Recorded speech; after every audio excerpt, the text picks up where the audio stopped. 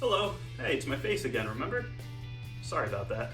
Today I wanted to talk about the top 5 storylines that could have been something special, but ultimately, for whatever reason, just kind of got pushed under the rug, got canceled, got cut short. The storylines that I thought had such great promise that I would have loved to have seen played out and are fun to speculate how they would have. We're going to talk about some of those today, but immediately I'm going to give you a heads up. At number 5, I'm cheating and putting 2 on the list on the same ranking. I know I'm a bastard, but these are 2 great storylines. I couldn't justify not putting either of them on, so this is kind of a top 6 list. So we're going to get in with the first number 5, and that is Daniel Bryan's 2014 World Heavyweight Championship run. Now, this was a great storyline, and I would have loved to have seen it play out further. Now, it did get the payoff of Daniel Bryan being the champion. That's not what I'm talking about. I'm talking about him then going on that babyface run as the top guy in the company with the World Heavyweight Championship title belts. Now, Daniel Bryan's story, if you want to talk about this being the reality era, then I think his storyline was the quintessential storyline of that era. It was the defining storyline. And I think he is the defining superstar as well. When I think reality era, I think of Daniel Bryan and that 2014 championship title run of his. Now, granted, it lasted all of a month, but the build-up to it is what I'm talking about here. It was such a great build-up because it was so real. It had such real elements behind it. Daniel Bryan had been struggling to get to the top for a long time, and he didn't fit the company mold. He didn't look like John Cena. He didn't look like Randy Orton. So it was very real. There were real undertones to it.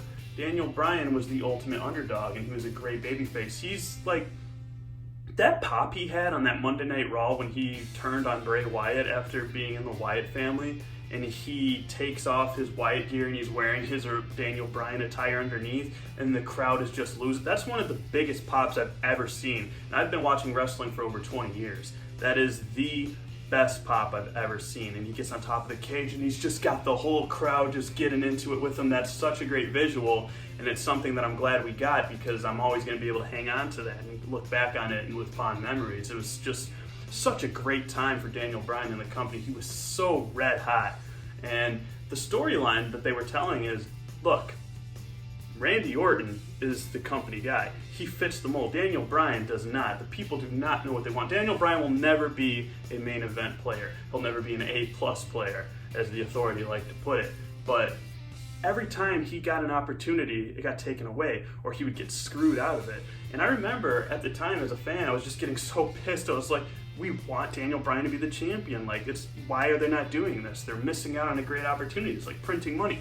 Looking back now, I can appreciate the great storytelling that they were giving us there, and that's why the storyline's on the list right now.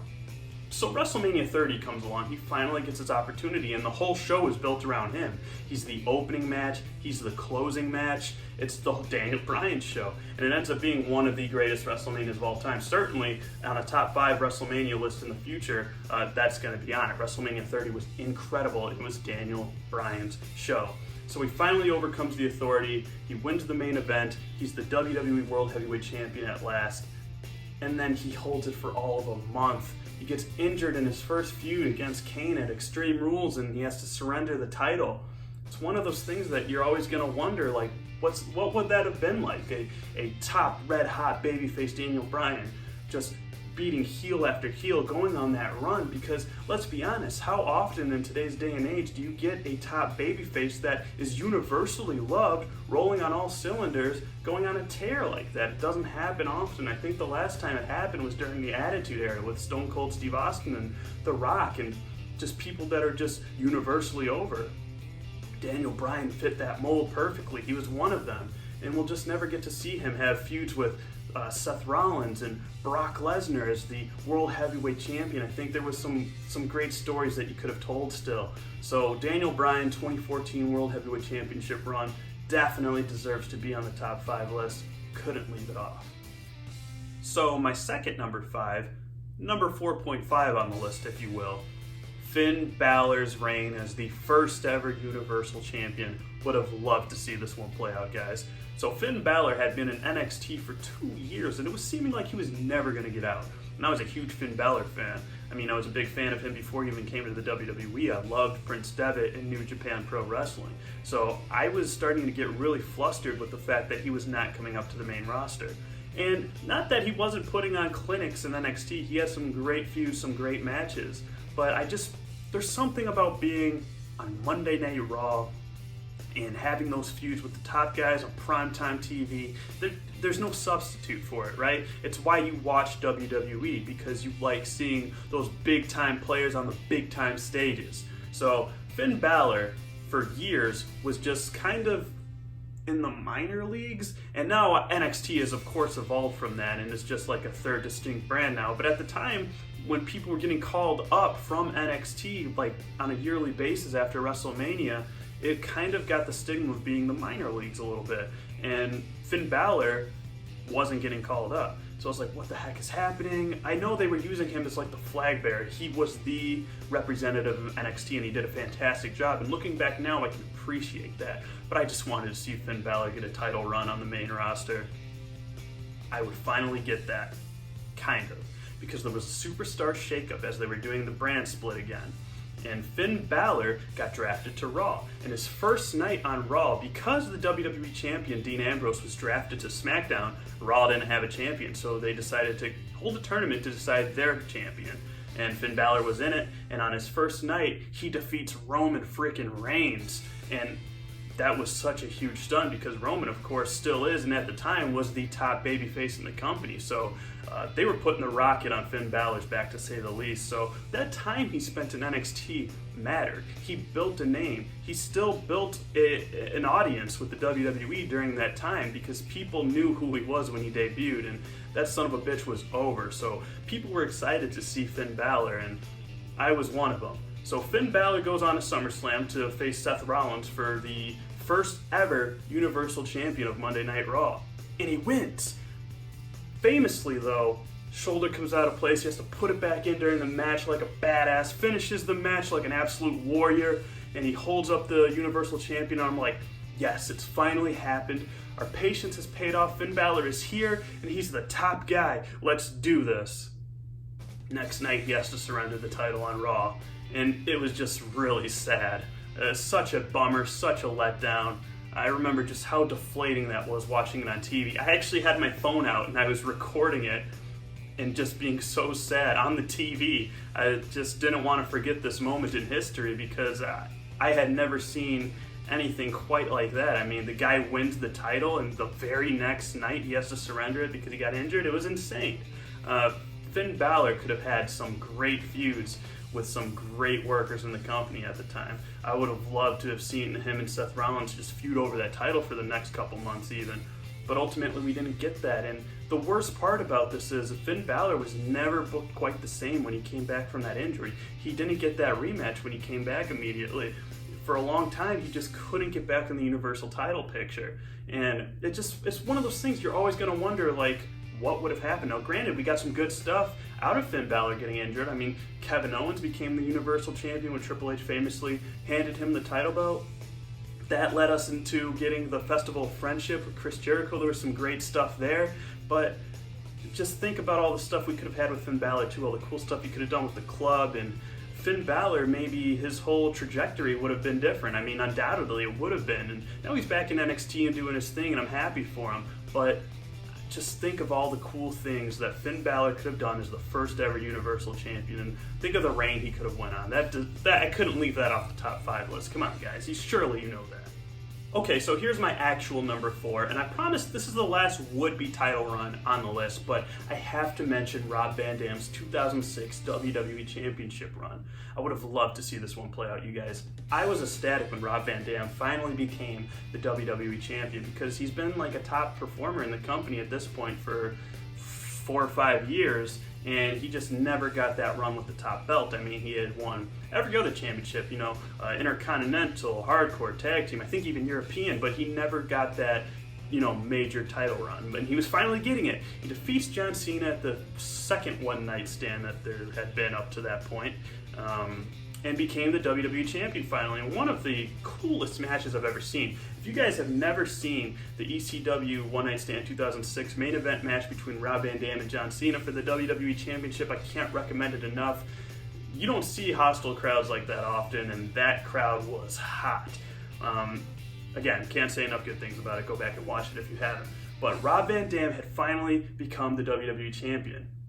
And this was at a time when WWE was trying to reboot ECW, granted, under the WWE banner, but they were gonna go all in with it. They were gonna make it a third brand, give it its own day of the week on the Sci-Fi Network. It was gonna have its own roster and the whole shebang.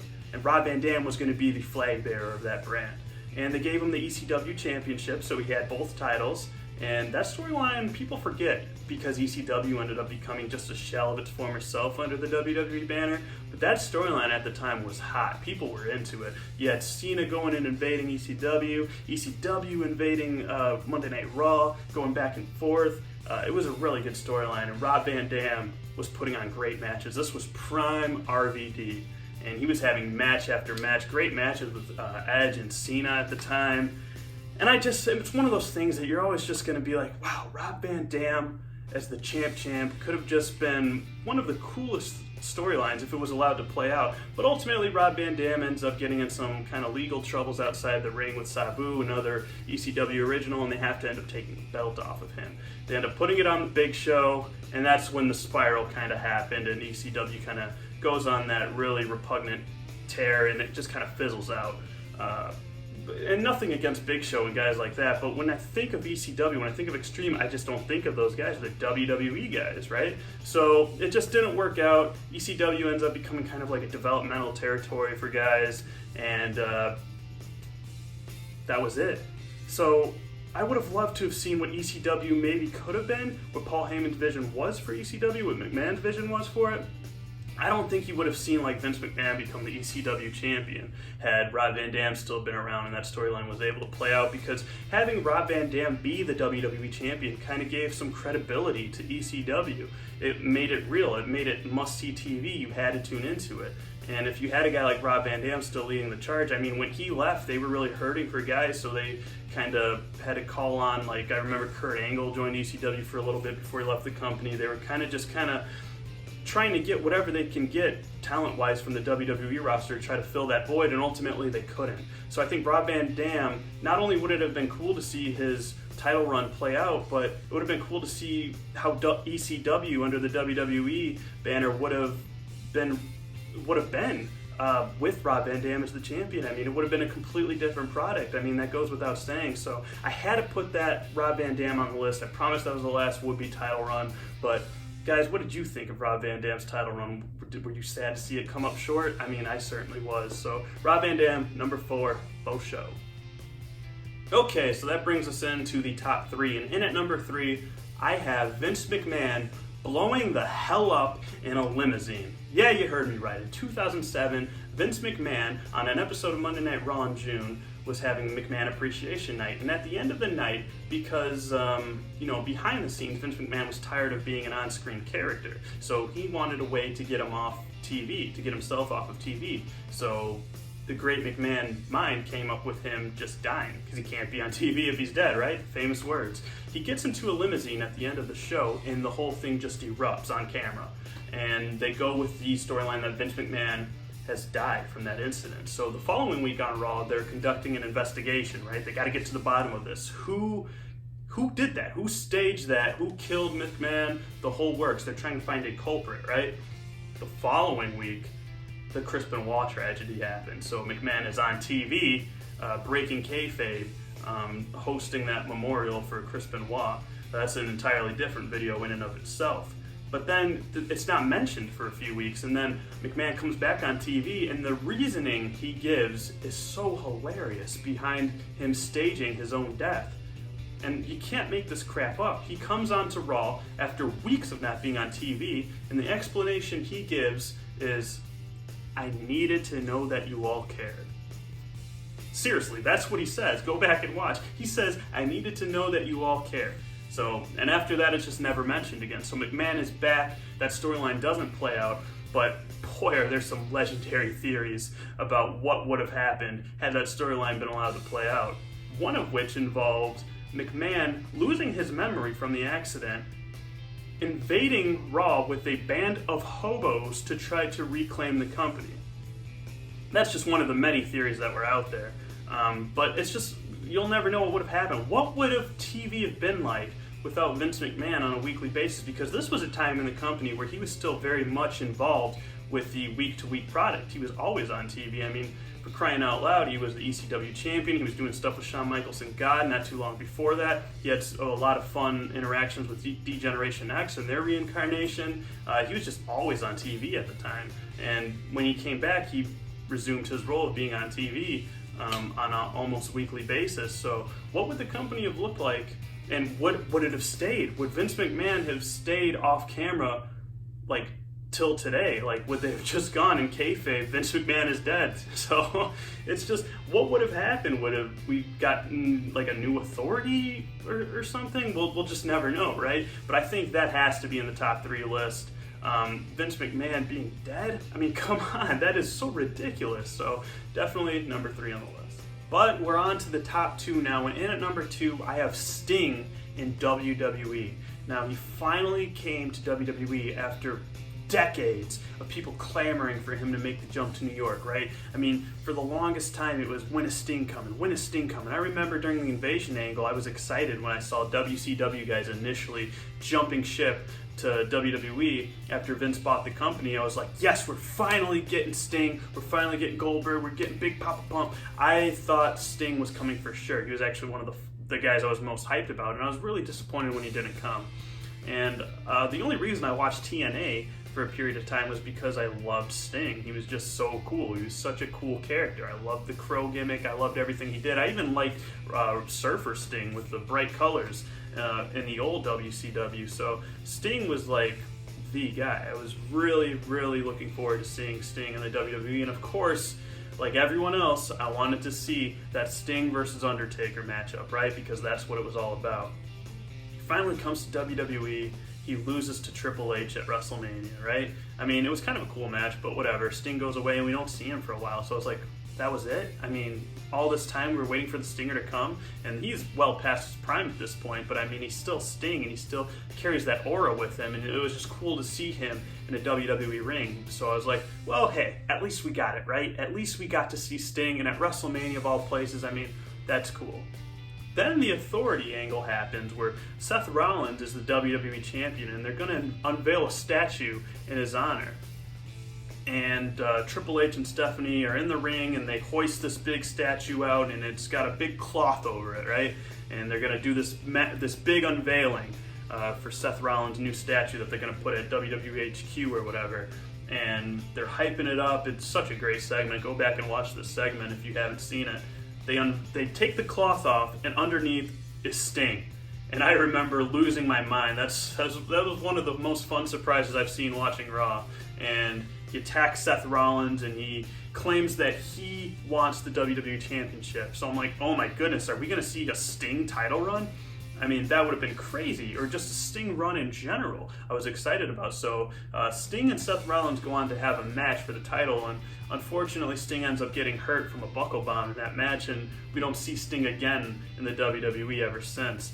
But I mean, Sting being in the WWE was cool, but just think of like what would have happened. Like, would he have maybe gone on a run? Could he maybe have captured the title? I mean, for crying out loud, if they're going to give it to Bill Goldberg numerous times over the age of 50, why couldn't Sting have had a run with it? And maybe at that WrestleMania, had Sting not have gotten injured, he could have maybe had a match with The Undertaker, which would have been a great send-off for both of those guys. How cool of a retirement match for Sting and The Undertaker would that have been, to be each other's respective opponents? I mean, two guys synonymous with their different companies. I mean, more so than Triple H was with WWE, I think Undertaker is, because during the whole 90s, during that whole thing where Triple H was kind of sort of rising to prominence during that time, Undertaker was one of the guys, and he never jumped ship. He was a WWE guy through and through, and Sting was a WCW guy through and through. So I just think that story could have been better told with those two, and just the whole supernatural thing as well would have been just awesome. It's just, how could that not be in the top 5 list? I mean, when you're talking about matches, dream matches for WWE fans or pro wrestling fans, I mean, it goes beyond that. I mean, Sting and Undertaker are worldwide known names, right? I mean, that's the one dream match everybody has on their list, Sting and The Undertaker. And we didn't get it. Maybe we would have had Sting not have gotten injured. So I have to put Sting's WWE run on the top 5 list. In the top 2, I think that's a great place for it. But here we are, number 1, the #1 storyline in WWE history that was cut short that I wish we could have seen play out is, drumroll please, the two-man power trip, Stone Cold Steve Austin and Triple H in 2001. Now, at WrestleMania 17, Stone Cold Steve Austin famously turned heel by aligning himself with the Satan himself, Vincent Kennedy McMahon. Probably, I know I said WrestleMania 30 was one of the greatest WrestleManias ever. This is the one that'll give it a run for its money, WrestleMania 17. And the conclusion of that, as a Stone Cold Steve Austin fan, I was like, what the hell is going on here? This was unheard of, you guys. I know everybody walks the dark side eventually. Even Hulk Hogan went Hollywood. But Stone Cold Steve Austin aligning himself with Vince McMahon, his arch nemesis. I mean, these guys hated each other for so long. All the times Vince McMahon screwed over Stone Cold Steve Austin. And for him to turn and just shake hands with him and align himself with him, I was hurt. I'll be honest, I was hurt initially. Following night on Monday Night Raw, The Rock comes out and he's pissed and he demands a rematch that night for the WWE Championship. McMahon doesn't want to give it to him, so Rock puts him in a sharpshooter, makes him give him the match. Like a badass, right?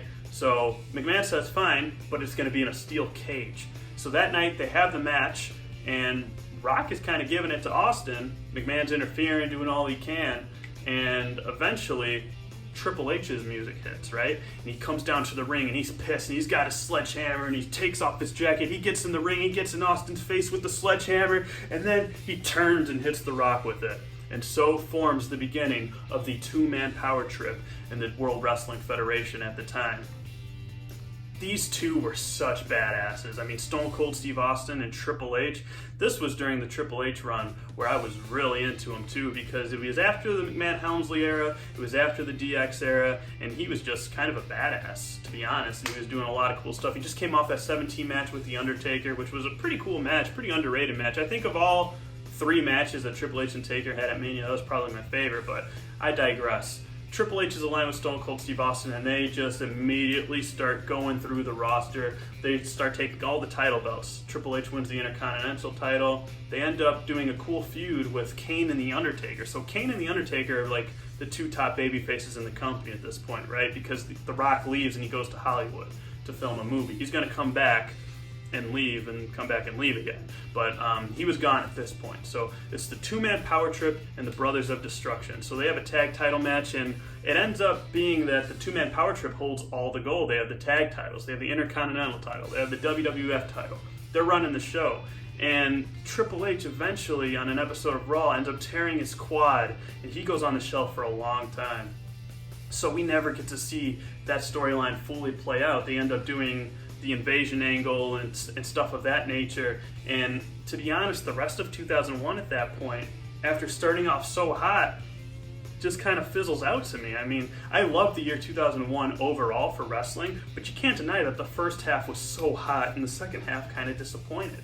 But what would have happened had the two-man power trip been able to keep going on that tear? I mean, 2 guys holding all the titles with Vince McMahon behind their back. They won me over. I was into it. I was into Stone Cold aligning himself with Vince McMahon because it was just, they were so badass together. So I have to say, guys, the two-man power trip is my favorite would-be storyline of all time. It's one that I wish we could have seen play out, and they never reunited. Their paths just never lined up. When Triple H returned, he returned as a babyface, and then Stone Cold Steve Austin walked out of the company in 2002, the year Triple H won the title, and it just never, it never came back together. But it's one of those things that, man, I would have loved to have seen the power trip play out fully to its full potential and maybe lead to a match between those two eventually, like our version of the Attitude Era's version of the Mega Powers exploding. It would have been cool. So what do you think of this top 5 list, you guys? Did you agree with it? Do you disagree with it? You probably disagree with it, but I want to hear your takes. I want to hear what you guys would have put on the top 5 list, because there are so many honorable mentions that I can make a whole video of honorable mentions. WWE is kind of notorious for just kind of throwing storylines into the trash, midway through. But thanks for watching, guys. If you like this video, leave a like, comment, do all the YouTube stuff for me, please. And thanks for watching. I'll catch you guys on the next episode.